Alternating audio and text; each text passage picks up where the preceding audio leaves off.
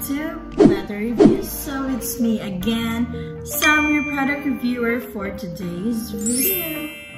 And for today's product review, guys, we're going to review a product na maggamit na to sa pag-brew of coffee. So this is the double spouts measuring cup with wooden handle.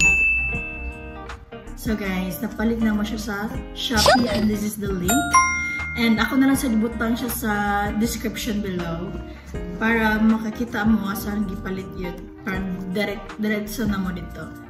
So, ato na siyang i-open guys. So actually, doon ka buo. Kini. So daghan may gingon ani guys. Pero nagpalit lang gihapon mo.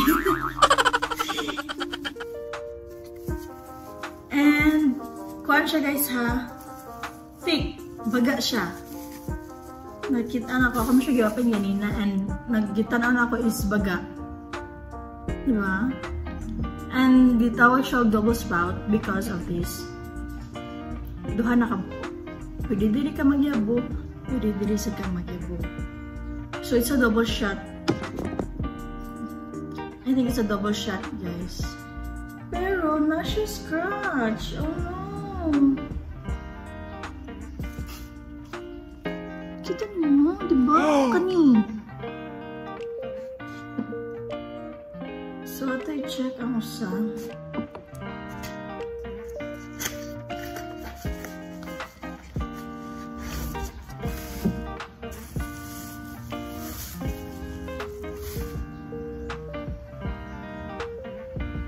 So, kani wala. Hugaw lang. So, lang siya, guys. And, nakita ganin yun sa siya kabaga. Yes. Baga siya, guys.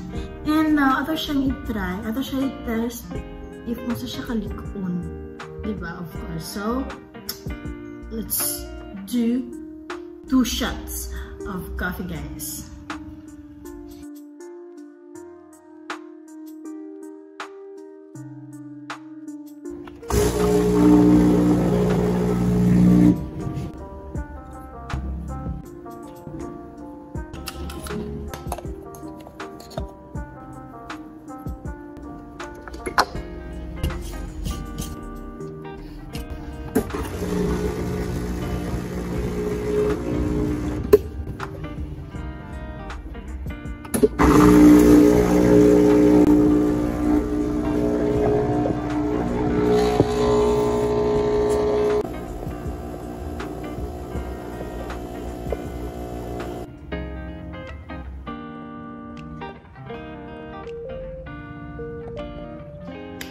So guys, nakita ninyo akong pag-brew sa coffee and 2 shots to siya guys.